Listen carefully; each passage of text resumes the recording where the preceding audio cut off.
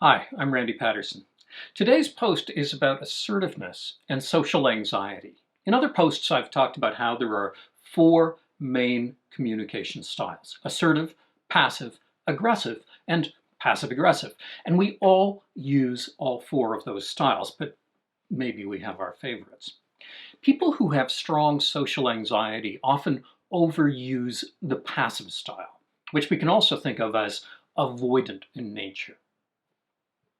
But what are they avoiding? A lot of people with social anxiety are very fearful of being judged, and more particularly, being judged negatively. And believe me, I get it. You should read some of the comments I get on these videos, or on my online courses, or on the feedback forms I give out at the end of live training programs. Mostly people are pretty nice and like what I do, but some comments can be pretty brutal. There's a great way for me to avoid all of that. Just don't allow any feedback. Don't give people any venue for expressing their judgments. But that begs the question, what are those comments sections for? Why ask people to fill in those feedback forms? Inviting them to judge me is the point. If you take a look at a lot of social media, you may see comments along the lines of, "You can't judge me, people shouldn't judge, I'm feeling judged," and so on. The idea is that we just don't have the right to judge others, or more especially, other people don't have the right to judge me. But there's a problem with that. We do have that right, and so do they. We judge people all the time. What that person said wasn't very nice. I don't think he should have bought that gas-guzzling car. I don't get what she sees in him. I don't like that person's haircut. If I had a kid, I'd treat them differently in this store. I can't believe he likes that job. How can you possibly vote for that party? Those people are bigots. His speech was boring. She's really awkward at parties. That's not the carpet I would have bought. People judge each other constantly. I've always wanted to invite someone who thinks people shouldn't judge to watch their own thoughts for one full day and count their own judgments. You know, even saying that that person is behaving inappropriately because they're judgy, that's judgy. She shouldn't judge is a judgment. Judgment is a natural part of being alive. We do it all the time. Now, this is just sounding a little bit like a rant, but there is a relationship to psychology and to the topic of assertiveness. I've said that the single key concept in assertiveness is that it's not about controlling other people's behavior. It's about letting go of controlling them and controlling ourselves instead.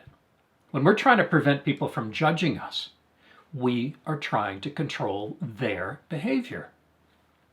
That's not assertiveness. So what is? What is the assertive posture?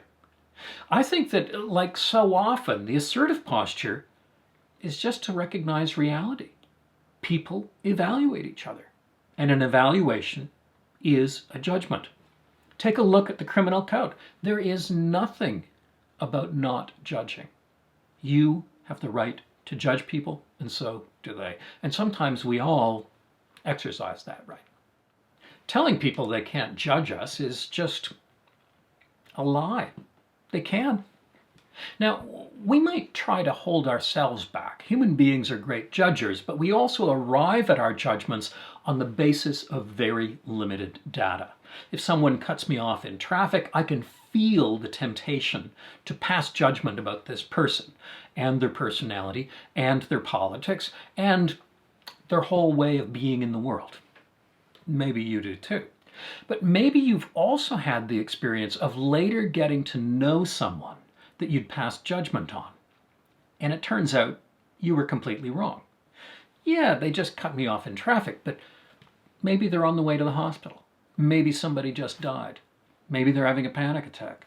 Maybe what I saw was just a moment of inattention, like the ones I sometimes have. And usually they're better drivers. We say that you shouldn't judge until you've walked a mile in the other person's shoes. All that means is that you should hold off on judgment until you have more information and really understand what's going on. We can also realize that once I've judged someone, I have a kind of fixed idea about what they're like, and that tends to close me off to new information. It may also close me off from feeling compassion toward them. The judgment isn't helpful to me, and it's not helpful to them. So it's tempting to try to get others to hold off on judging. Fine, we can preach that from a pulpit. We can offer contrary information when someone else leaps to an unflattering judgment. Actually, she's great. Really, he's one of the hardest workers we've got. And we can model holding off on judgment by not being so quick to offer it ourselves.